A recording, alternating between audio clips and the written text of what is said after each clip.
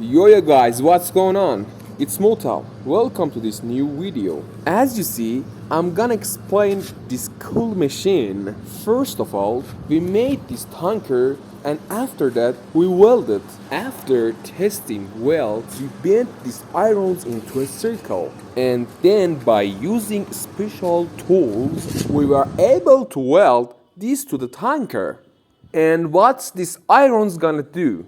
These are something like coil that into these irons gonna flow very hot oil. And what is the oil duty? With the flow of oil, the material inside the tanker are also heated and reach a preset temperature. This machine are gonna install it in another place. We made chassis there that's supposed to be installed on it. And for this, we install 4 corner pieces of 12 centimeters on the tanker. Guys, we have another problem too.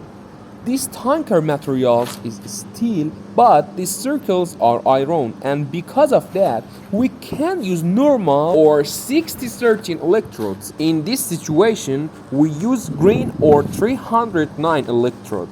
This electrode can weld steel to iron. Yes, exactly. That's electrode that I'm talking about. Also, for weld steel to steel, we use 308 electrode.